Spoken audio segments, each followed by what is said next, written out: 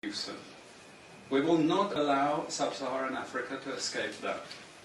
Okay, we do everything to keep sub-Saharan Africa where it is, also impoverished. It's absolutely vital for the prosperity of everyone else. So let's get clear about that. Okay, and this means all the economic structures, all the global institutions, and the economics we teach everyone is all designed to keep Africa exactly where it is. And whether it is Europe or US or now China, it's always the same. We need Africa to be impoverished because we need those raw materials and we need them dirt cheap. Okay, so that's the message. It doesn't mean to say that there's nothing Africans can do. Of course there is.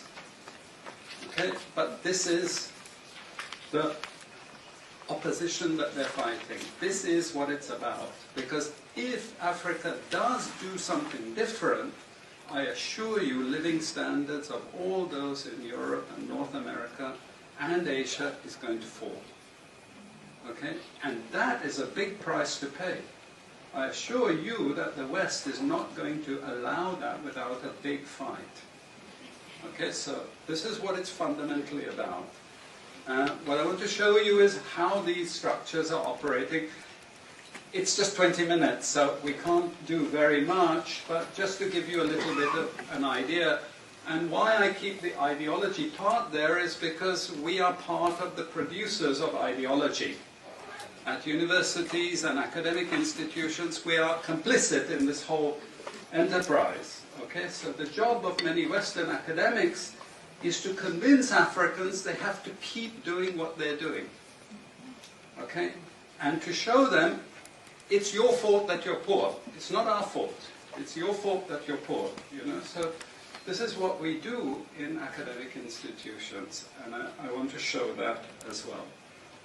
Let me just start. This is what it's basically about, so you know what it's about. But I want to just show you the extent to which Africa is specializing in the production of raw materials and basic agricultural goods. We know the basic forces that have caused this underdevelopment. We know it's colonization. I will not discuss that very much because my colleague speaker is going to go into some aspects of this. But I do want to discuss the global economic structures, the global financial institutions, and economic ideology, briefly, to give you a flavor of those.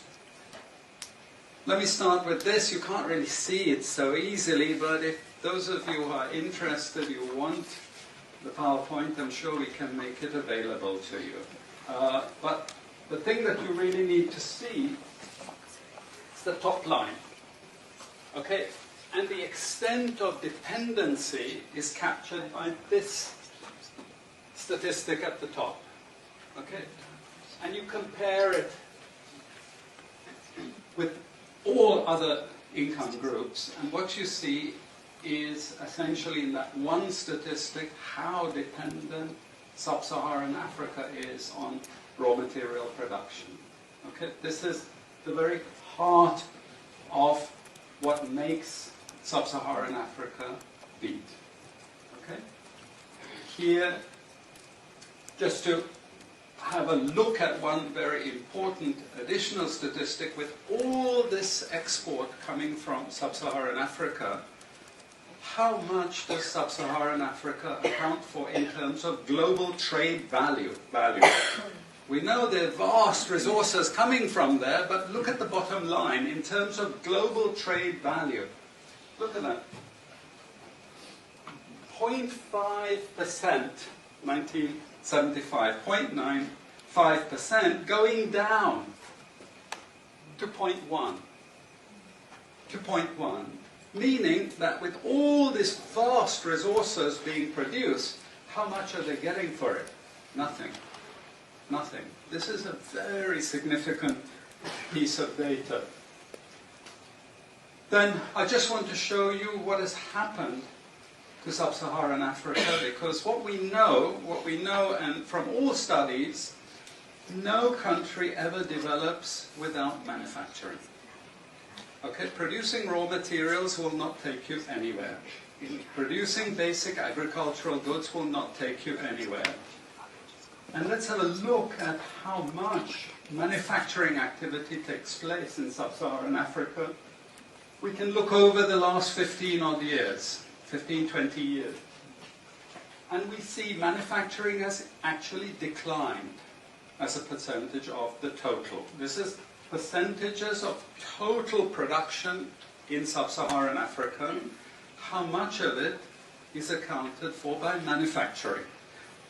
So this figure here is 17% of the total. Most of the rest, when we talk of industry, it includes manufacturing, but the bulk of it is mining. Okay? Raw material extraction. This is the bulk of it. And here we see actually raw material extraction has stayed the same. What has caused industry to fall is the fall in manufacturing production. This is deliberate because we will never, as Western economists, as Western policymakers, we cannot afford to allow Africa to industrialize and start producing manufactures. Okay, so we will do everything to stop that. And I'm going to show you how we actually block that. It's